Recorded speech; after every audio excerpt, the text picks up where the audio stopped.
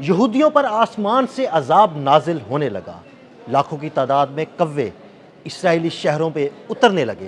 ये कव्वे क्यों उतर रहे हैं, इसकी वजह क्या है? आमिर रज़ा से बात करते हैं। आमिर भाई, कुछ वीडियोस मंजर यहाँ पर आ रही हैं कि लाखों की तादाद में कव्वे हैं जो शहरों में उतर रहे हैं, लोगों को तंग भी कर रहे हैं। ये अजाब है, क्या है? अच्छा, ये मैं कल भी तवक्को कर रहा था कि शायद आप इस पर मुझसे सवाल ज़रूर करेंगे, क्योंकि ये बहुत अहम है। इसको ज़रा अगर आप इस जंग से हटकर भी देखें और आप इसको तारीख़ में ले जाएं। देखें, तीन जो मज़हब हैं जो कि अल्हामी मज़हब कहलाते हैं, उनमें एक मुसलमान हैं, फिर यहूदी हैं और फिर ईसाई हैं। तीनों में एक जंग का ज़िक्र है जिसको अंग्रेज़ जो है आर्मागेडन कहते हैं जी बिल्कुल। और हम हरमजदून कहते हैं। अब हरमजदून क्या है? अगर आप 2 दिन पहले की सिर्फ मेरी वीडियो देखें तो मैंने अशारतन ये जिक्र किया था कि शुमाली इसराइल पर 2 बैलिस्टिक मिसाइल गिरे हैं। ये बहुत अहम है। जी बिल्कुल। अच्छा, ये शुमाली इसराइल पर गिरने वाले जो मिसाइल थे, ये क्यों अहम थे और मैंने इसका क्यों जिक्र किया? आज सुबह जब मैं एक व्लॉग कर रहा था तो मैंने कहा था अपने आने वाले व्लॉग में मैं आपको ये शुमाली इसराइल के बारे में बताऊंगा कि ये क्या है। देखें, शुमाली इसराइल में एक पहाड़ी है जिसको आर्मागेडन कहते हैं, हरमजदून कहते हैं, जदून का टीला कहते हैं। और ये जदून का टीला वो टीला है जिस पर आखिरी जंग तीनों मज़हब मानते हैं, जो आखिरी जंग होनी है। और ये जो आखिरी जंग है उसके बाद जो यहूदी हैं इनका यानी बनी इसराइल का जो है ख़ात्मा हो जाएगा। और ये गरगद का जो दरख्त है उसके पीछे छुपने की कोशिश करेंगे। और वो दरख्त और अगर आप मेरे पीछे छुपे हुए हैं। अच्छा, इसके पीछे जो है आप अगर गौर करें तो इस वक्त तक 50 लाख गरगद के दरख्त जो हैं उसकी प्लांटेशन कर चुके हैं और इस वक्त वो 6 फुट से ऊपर जा चुके हैं। यानी 10 फुट का भी आपको मिलेगा, 12 फुट का भी मिलेगा, लेकिन उनकी इतनी हाइट हो चुकी है कि अगर उसके पीछे छुपा जा तो छुपा जा सकता और ये दरख्त कहेगा कि आओ यहूदी मेरे पीछे छुपो, क्योंकि ना इनको पत्थर पना देंगे, ना इनको जो है पहाड़ बना देंगे, ना इनको घर बना देगा। सिर्फ ये दरख्त कहेगा मेरे पीछे छुपो, इसीलिए इस पर लानत फरमाई गई है गरगद के इस दरख्त के ऊपर। और तिल एबब के करीब ही वो एयरपोर्ट है जहाँ पर उसने उतरना है दजाल ने। अब ये सारी चीज़ लुध का मुकाम है जी। फिर आप पूछेंगे जी वो एयरपोर्ट कौन है? लुध का मुकाम है जहाँ पर उतरना है। और तीनों मज़ाहब की किताबों में आर्मागेडन के हवाले से परिंदों का जिक्र है। और ये तीनों किताबों में परिंदों के गौलों के गौल आने का जिक्र है।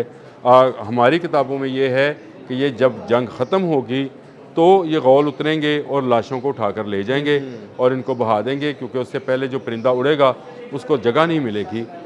ये मलहमतुल उज़्मा जिसका मैंने शायद आपके साथ जिक्र भी किया था एक दिन व्लॉग के अंदर किया था कुछ अर्सा पहले हमने। अब ये परिंदों का जिक्र यहूदी किताबों में क्या है? देखिए, यहूदी किताबों में कव्वों का आना जो है मौत की अलामत है। और मैं कल अपने एक दोस्त के साथ, उन्होंने मुझसे जब ये सवाल किया तो मैंने कहा यार अच्छा, अगर मुझे मौका मिला तो मैं ज़रूर, अगर सवाल हुआ तो मैं जवाब भी ज़रूर दूंगा कि ये जो परिंदे हैं अल्लाह ताला ने इनमें एक ऐसी हिस्स रखी है जिसको आप 6 सेंस से भी आगे की चीज़ समझते हैं। बिल्कुल। यानी ये अपना ठिकाना बदल जाते हैं अगर वहाँ पर तबाही आनी हो। ये आए कहाँ से हैं? ये शुमाली इसराइल से आए हैं, यानी वहाँ से जहाँ पर 2 दिन पहले मिसाइल हमले हुए और वहाँ से फिर इन्होंने जो है ना वो। और ये शुमाली इसराइल में इस वक्त क्या है अगर मैं आपको ये बताऊंगा तो आप फिर हैरान होंगे। दमूना है। हाँ जी बिल्कुल, दमूना है जो उनकी न्यूक्लियर साइट है।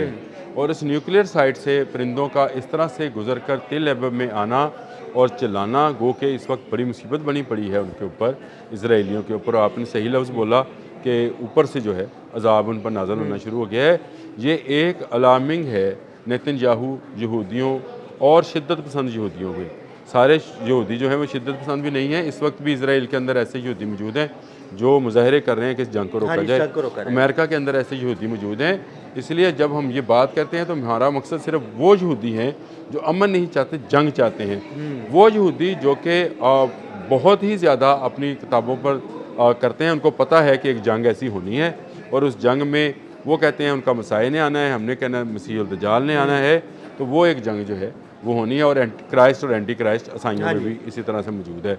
अब ये कव्वे जो हैं ये इस बात की अलामत है कि एक बड़ी मौत का साया जो है वो फैलने लगा है इसराइल के ऊपर, और मिसाइल्स की सूरत में फैल भी रहा है। यानी ऐसा तो नहीं है कि जब दिमोना पर हमला किया गया वहाँ पर उनकी न्यूक्लियर साइट है, क्या वहाँ से किसी किस्म के न्यूक्लियर का अखराज तो नहीं होने लगा? देखें, पहली बात तो यह है कि कल मुझे एक वीडियो मिली है जिसमें ये कहा गया है कि दिमोना से खाली कराया जा रहा है क्योंकि वहाँ पर ताबकारी जो है वो फैल रही है। बिल्कुल बिल्कुल। अच्छा, अगर ये वीडियो सही है, मसलन अब जब तक इसको IAEA जो है वो इसको कंफर्म नहीं करती, इंटरनेशनल जो एटॉमिक बॉडी है वो इसको कंफर्म नहीं करती है, उस वक्त तक तो हम नहीं कुछ कह सकते। लेकिन वो वीडियो दिखाई जा रही है जिसमें यहूदियों को वहाँ से उनका इनखला जो है इनखला शुरू हो गया है। इनखला शुरू हो गया है और उनको निकाला जा रहा है और एम्बुलेंसेस में जा रहे हैं, उनकी तबीयत ख़राब हो रही है। तो इसका मतलब ये है कि ये शुमाली जो इसराइल है ये एक बड़ी जंग का मैदान बनने जा रहा है। अगर ताबकारी का अखराज शुरू हो जाता है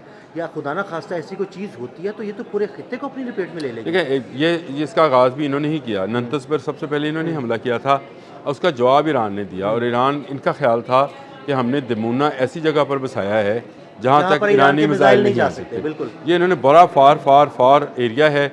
और फिर आपकी अगर न्यूक्लियर साइट हो किसी मुल्क की भी हो जी, America, Russia, China, Bharat, Pakistan, सारे मुल्कों का नाम ले लें जो कि एटमी पावर्स हैं, तो उनकी न्यूक्लियर साइट्स की हिफाजत के लिए खसूसी इंतज़ाम किया जाता है। वो इस तरह से नहीं है जैसे आप तेहरान का साइट का करें।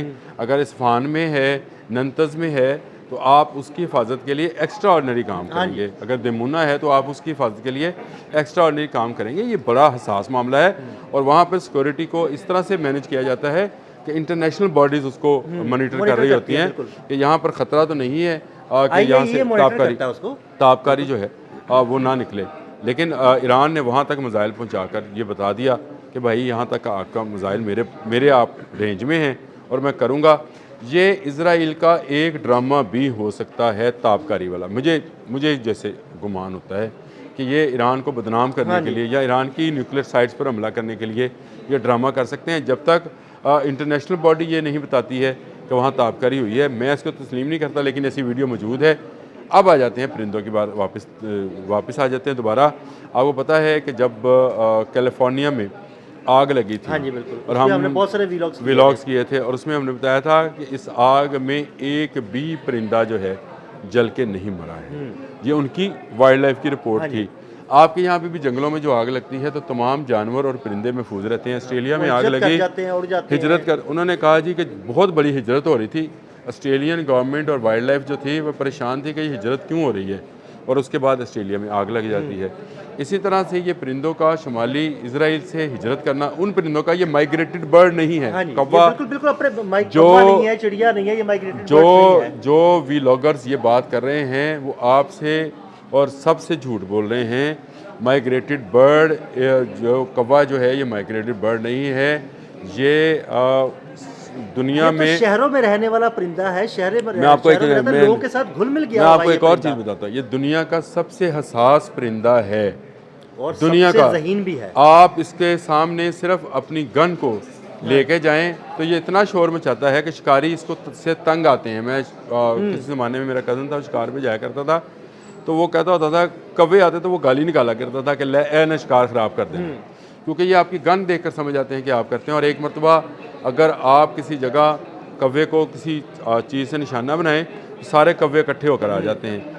मैं ये मानने को तैयार ही नहीं हूँ कि इजराइल के ऊपर से हमेशा 50 करोड़ परिंदे जो हैं माइग्रेट करते हैं। ये फैलाई जा रही है, अमेरिकन मीडिया फैला रहा है कि जी वो हमेशा माइग्रेट करते हैं। और कौवे माइग्रेट नहीं करते भाई, ये आपका जैसे कबूतर है, जैसे चिड़िया है, ये आपके वो परिंदे हैं जो कि आपके साथ घुल मिल के हैं, हमारे शहरों में रहते हैं, घरों के करीब करीब, और खाना खाते हैं वहीं पे, इनके मकानों में घोंसले होते हैं। आपने अक्सर देखा होगा कि हमने अपने घरों की छतों पे दाना दुनका उनके लिए डाला होता है, तो ये जाते नहीं है, ये जंगलों के परिंदे नहीं है। और ये वो अगर आपने दाना डाला हो तो वो वहाँ पर मुस्तकिल आना शुरू हो जाता है। अच्छा, ये जो माइग्रेटेड बर्ड हैं ये मौसम के हिसाब से जो है ट्रैवल करते हैं।